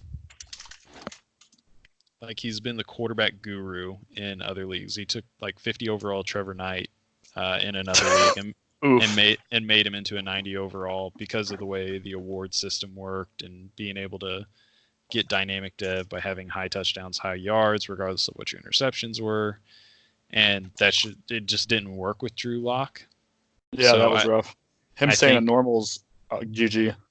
And I think him seeing that and signing of Jameis Winston was the panic move. I honestly don't know. There wasn't a lot of draft building when he was the Seahawks in 19. He used his picks to do the SUF scheme and trade for people. So yeah, SUF scheme A1. I don't know. He got Tevin Coleman, who's nice. Trading Lil Phil to Connor was odd because Cineo was always troublesome for me to play against in like Madden 17 because he would be able to do kind of a looping run, the swerve run that's come back to hit the edge. And he was actually killing me with Lil Phil last season doing that. So then when he traded him, I was like, awesome. Royce Freeman can't do that. Awesome. Yeah. Royce Freeman can't do that to me. And his run game seemed to just kind of die last season when he did that. So Tevin Coleman might open that back up for him for a season or two until he starts to regress. But yeah, all right, well, long answer is I don't know. It's it's kind of a rough situation. His defensive line is freaking stupid to play against, though. Oh yeah, he's got 3 superstars. Yeah, 3 superstars on that line is annoying to deal with, especially Snacks. Snacks just destroys every run play. It's stupid. I know. I'm still salty I couldn't get him. It hurt me. All right. But well, boys, that's all the time I have. I know we only have 1 division left, but I have, unfortunately, some things to take care of tonight. It's been wonderful talking to y'all. I hope that everyone at AMLoB listens to this, and we have a wonderful time. And podcast will be back soon. This is just kind of a taste to get everyone through. So I will catch everyone later. Have a good night, guys. All right. Cribs, you want to knock out the NFC West real quick, and then we'll shut her down? I can if it doesn't end when Tyler leaves. It shouldn't. So we'll jump over to the NFC West. What are your thoughts on NFC West teams? Ooh, let's see. Let me go pull some records real quick. Well, Dicey's big dicking everybody. It looks like. He's allowed 66 points in 5 games. Jesus Christ. Which is the lowest in the league. Yeah, sounds about right. And I'm pretty sure most of them came in the last game with Suff. Oh no, Suff only got 16. I mean, that's still a lot for a 12-point a game average. Yeah. But yeah, no, I mean, I think that's. With Dicey having a quarterback now, I think it's his division to lose. Frankly, I'd be surprised if he loses more than 2 or 3 games, given that most of his struggles last year came because he just said fuck it and rolled out 60 overall QBs all season and still went like 13-3 and got a first round bye. Yeah, still made the NFC Championship game. Where he let Mike get over the top on him one time, and then that was all she wrote. But no, I would say that it's his division to lose just because Suff's not there yet with that team. And I think Austin can give him a run for his money because their games always seem to be close, and I would expect them to split. But even if Austin plays him close, it's going to be tough for him to keep up with Dicey's dismantling everybody else in the league. So that's kind of why I feel the way I do about the division. But I still think Austin will vie for a wild card spot, and Suff will vie for a top 10 pick, and shit like that. And I'm missing somebody. Robert. Sorry, Robert. I still refuse to. It still hurts me that Marquise Goodwin big dicked me last year, or I guess little dick since he's like 5'6" or some shit. But yeah, I'm surprised he's 0-5. He's doing that traveling. He's traveling right now, so that's right. And his box is fucked. Yeah. Has he not played a game this year? Is that why? I'm not on. Yeah, I'm not online to look and see. That's fine. I'll pull it up. Sorry. Why don't you talk so I don't fill words with no words, fill space with no words, and add whatever. Give your thoughts. I'll circle back. Yeah. So, I mean, Robert's team is stupid nice. It's one of the best launch rosters. I can't remember who he got in the draft, but yeah, he's positioning himself just with life stuff right now where he's going to have a nice pick position coming up. Thurman Copeland, yeah, 76 overall left guard. Built that O-line. Yeah, he's a big old boy. Which the O-line in San Francisco is actually pretty nice. So it's Staley, Copeland, Person, Tomlinson, and McGlinchey. So, yeah, he's got a pretty darn nice O-line. It looks like that was really his only big draft pick. He had a 68 overall D tackle, Howard Barrow. That's a big need, though. Is it? No, the left guard. The left guard. Yeah. Oh yeah, I was like, he's got D Ford and Nick Bosa and Eric Armstead and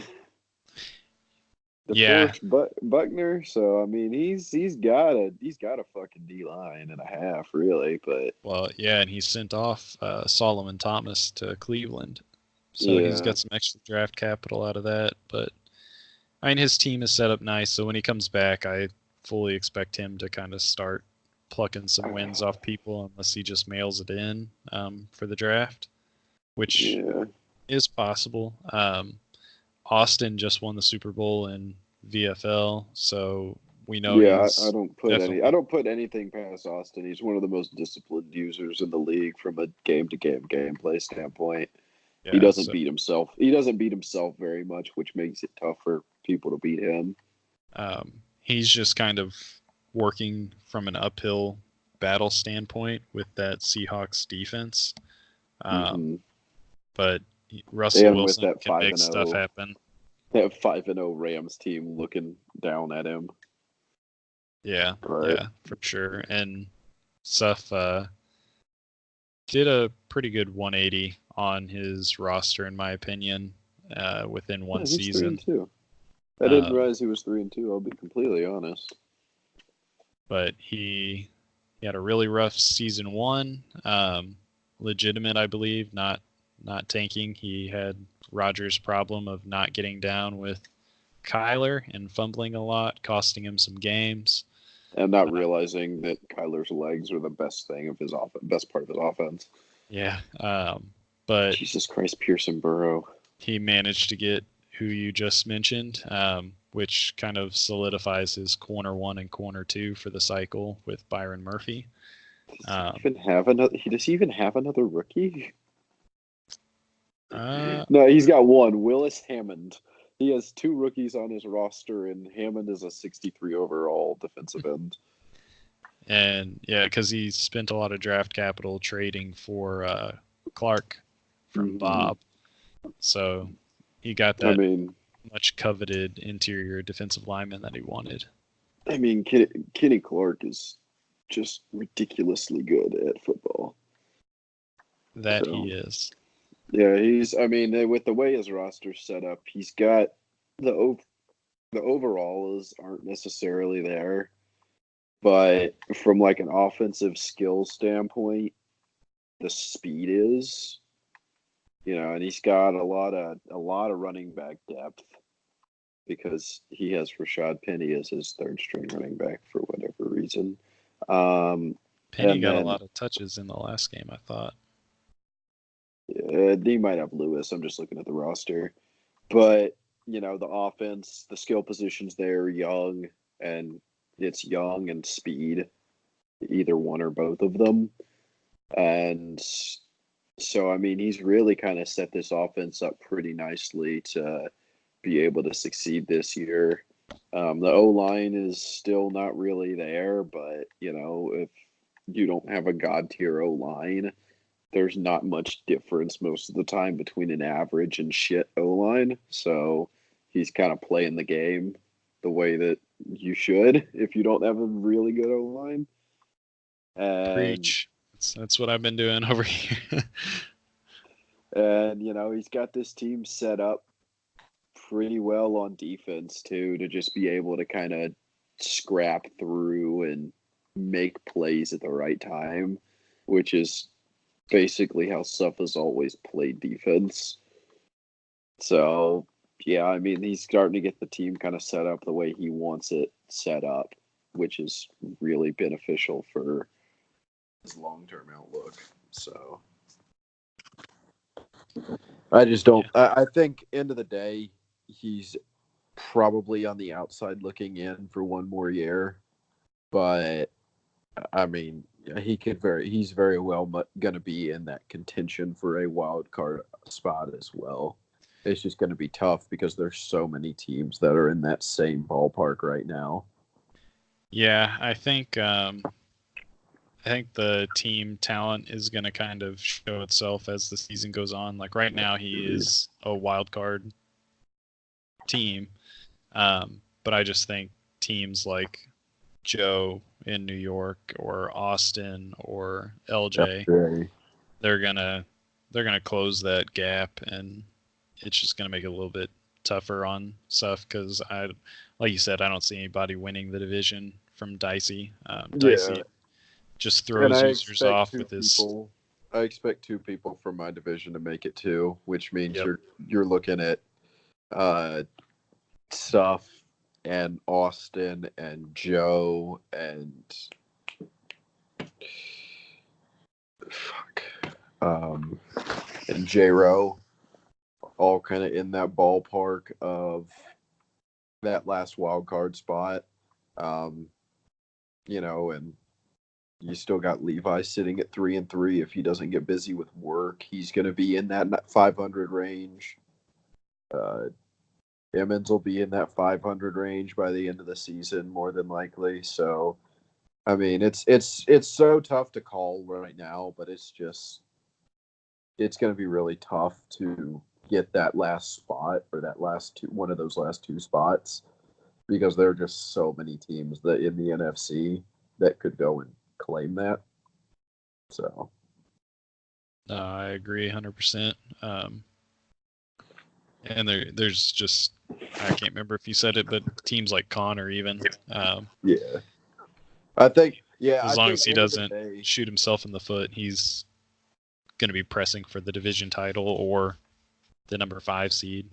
I expect, I don't, just to give my 2 cents on it real quick, because I wasn't here, I expect LJ to win the division. Although I could see Connor winning it as well. I have minimal faith in my ability to consider.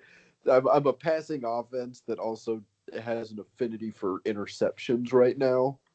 So that might shoot me in the foot over these next, if I can't win both of these next 2 games, one of which being against Connor, it's going to put me in a little bit of a hole come the down stretch of this season. But I think LJ, end of the day, is probably best set up to win the division this year. But I could see Connor doing it as well. I could see Connor winning it as well, because his run-heavy offense really fucks with people. And, end of the day, I think, with all 4 teams in our division being at 500 or better through week 5, it's a really competitive division, and somebody is going to get to 8 or 9 wins and probably get left out of the playoffs, if not 10 wins and get left out of the playoffs. Yeah, so. No, I agree. My thoughts on Connor is, like I said, if he doesn't shoot himself in the foot, I have him picked as my NFC South winner, just from, like you said, his offensive style can really do some damage if you're not ready for it. And then on defense, true. And then on defense, especially with the free safety that he picked up in the first round, being kind of an Apke mold over the top where he just isn't going to get beat even if he's on the wrong side of the field. Paired with Devin White being usered underneath and just making you second guess multiple routes by running around everywhere. That can just cause a lot of problems for users, I think. Yeah. His secondary is starting to kind of turn up nice, and yeah, I mean, that's really all there is to it. Sean Murphy Bunting and Vernon Hargreaves are both neither one's great, but neither one's terrible either. They're going to make a few plays. Same goes for Jalen Mills. He'll make a few plays. Yeah, I don't look forward to playing any of you NFC South people this year. So, hey, you'll probably get your 5 INTs playing me that you always beg for. So, yeah, the unfortunate thing is I can very realistically see myself going 1-3 with my one win being you, the Super Bowl champion, just because you're in fuck it mode, and the other 3 just beating me on rosters alone. Yeah. Yeah, that's very true. Yeah. This is very much just a fuck it season for me. Like, I'm going to struggle to lose games because of my defense, but especially my secondary, but because I'm struggling so much to run the ball right now, it puts me in pass heavy situations where I've always been prone to make dumb decisions if I'm just dropping back and passing 40 times a game. So it's not really a combination for success long term. I've lucked out a little bit with my schedule to get I've gotten some good breaks at the right times, like my first half against LJ where I threw 3 picks and didn't get a first down until there was 50 seconds left, but I was losing 8-0 or at the time or something like that because my defense was just balling out.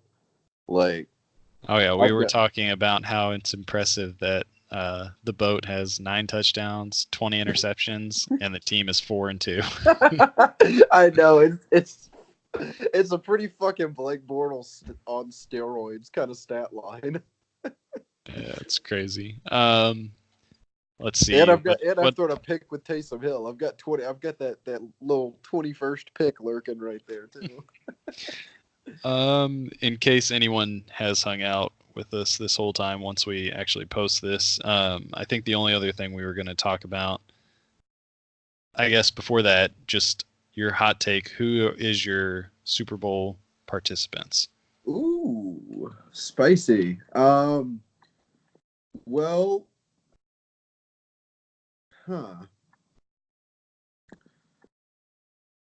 I mean, this Cakes fella seems pretty decent. He does seem decent. He seems decent, but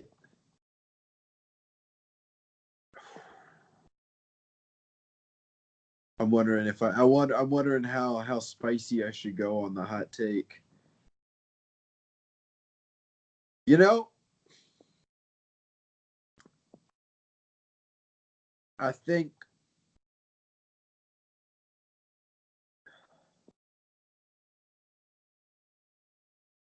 Tyler, and I'm going to give you a real spicy one, Bobby. I think Bobby can ride Geis and do a little bit of damage. That's your super spicy Super Bowl pick right there. And I think I think Tyler, just because now that he's got that team a little better, you know, he was able to do as much as he was last year with what is, in my opinion, the second worst roster to start off with in Madden. The only one with any worse is the Bills, in my opinion. But I think I like it. I was gonna say Tyler and Dicey, and I would be picking Dicey to win for the fact that I still feel like Tyler's offensive line is maybe a year or 2 years away. Oh yeah, if he goes against somebody like Dicey in the Super Bowl, he is fucked up the ass, no lube. And so I think the path will be that Tyler will get to face Cakes in the AFC Championship, and Tyler's downfall in season 1 was elite defensive lines wrecking his offensive line. And even though TJ Watt is amazing, I think Tyler will be able to manage TJ Watt on his own. But once he gets to the Super Bowl versus someone like Dicey, who has Donald and Brocker and then all those speed outside backers, that's where he'll get caught up. And as good as he is dissecting defenses and picking teams apart, as he likes to say, paper cuts you to death. I just don't know that that'll work against Dicey, who has an actual quarterback plus that loaded Rams team. I'll actually give you the real spicy take. I think he plays sports because I think that Cakes loses in the first round. And I think that sports upsets Cakes in the first round. In the first round. And then he gets to go against that Bengals D-line, which, yeah, they've got Geno Atkins, but they've got nobody else really. Like, they got a couple, like, okay edge guys, but I think they're only star dev, all of them are. And I think that gives him and I think that is kind of the path he takes. I don't even think Pook makes it out of the wild card round this year. Sorry, bud. Geno actually ate Tyler's offensive line alive last season. I think it was Tyler's, but he had like 5 sacks in a game. It was crazy. I think it was Ty. I think, yeah, he did. But he's also built up that interior a little bit better, where I think that he can better manage interior pressure than he can edge. So I think that, but if Cakes does play him, I think Cakes does win just because TJ Watt and he does have a couple of those interior guys also. So I would actually lean Watt, or I would lean Cakes in that situation, but I'm gonna go with the spicy little upset. Say that neither Josh nor Pook makes the championship game, and Pook doesn't get out of the wild card. And that's my Nice. that's for the AFC. For the NFC, I mean, I think Dicey's honestly going to run roughshod through the NFC. Yeah, I think he will, honestly. But I think that if there's any way you beat Dicey, it's by managing the clock a little bit and being able to being able to run the ball on him. It helps a ton because he can't pin his ears back with his Willy Wonka pass rushes. So, and I think Bob could, not convincingly, but I think Bob could scrape something out potentially. Although there's also the chance that, I don't know. You never know. But those two are just kind of above everybody else in the NFC right now, and then everybody else is just beating the fuck up on each other. So, yeah, I could see as long as McCaffrey stayed healthy, LJ making noise in the playoffs. I agree. Just because he's a more disciplined user, and he's got just so many abilities after last season added to that team and in spots that you need them. I agree. I think they're Bobby, the three most likely teams to make the Super Bowl, in my opinion. Yeah, I can agree with that. And I mean, out of both sides, just because the AFC could spit so many fuckers out that it's tough. Because y'all are pretty top heavy over there in the AFC. Yeah, we are right now. We're just deep over here. The other thing that we were going to talk about before we shut it down was the pass reaction slider. So that was kind of a hot topic the other day. The logic behind that one was counteracting the patch, which improved pass reaction, which is predominantly seen in zones. Pass coverage is how tight they play their man. So in a match zone or in man coverage, they would play them tighter. Reaction is how quick they're going to break on the ball. So essentially what we were trying to do with that is, which we were talking about this earlier in the commish chat, is get away from Madden 18, 91 zone, break on the ball animations. It just makes zone kind of OP, whereas in real life zone is actually kind of ass, unless you're disguising it, showing cover 2 when it's actually cover 3, so on and so forth. So that's we were just kind of briefly talking about the slider change earlier in the pod, so that was the circle back on it. Yeah, I mean, I don't know. I tend to have a different stance on that than y'all, so I'm not going to dive too much into that. But yeah, and it's one of those things that it's always kind of evolving, especially as EA's gotten into this mode of where they patch stuff as the game goes on. Like I was saying earlier when I was watching the VOD of your game with Bobby, I was noticing like you would throw the ball, and I don't know if which release Bortles has, if it's one of the slower ones or not, but it is. It is. I would look at the linebackers. So like if you're throwing up the seam on the right, I would look at the linebackers or the DBs on the far left of the field that are completely out of the play because everyone reacts at the same time, basically. And like they would not turn their head or swivel their hips to break towards the ball until the ball was either already like most of the way through the windup or already in the air.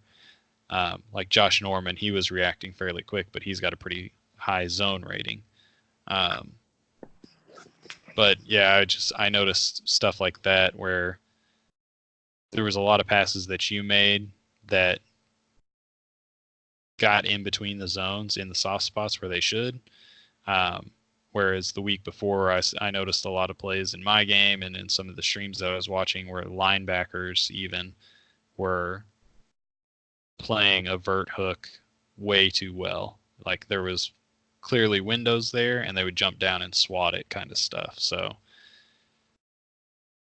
might be placebo effect. I don't know, but it looked better from watching your game. So it's something that we'll keep an eye out for to make sure that we try and keep the game as close to how it was at launch in aspects like that as EA continues to listen to their MUT community and try and appease them, because that's not necessarily what we want in here. But any other things you can think of that you wanted to talk about? No, I mean, LJ sucks at Madden, but that's really about it. Oh, poor LJ, not even here to defend himself. Oh, he knows it's all out of love. All right, well, we can wrap this up. Appreciate everybody that takes the time to listen to this. This is definitely a longer one than we plan on doing in the future. I think LJ said on the 26th he's done with coaching, so we'll be able to get more on a regular schedule of doing it on Mondays again. And hopefully with a little bit of practice, these won't be as haphazard and everything, and we'll all say what we mean a little better than we did. Yeah, we'll get more back into power rankings, hopefully bring some users on so they can maybe talk about their teams and stuff and how their season's going. Just get everyone kind of more involved in the immersion of the league, because we enjoy doing it and know you guys enjoy hearing it. So, Yep. All right. I'll talk to you in the morning, man. Sounds good. Thanks again for everybody for listening, and good luck the rest of the way in season 2. Yeah, y'all have a good one. Peace.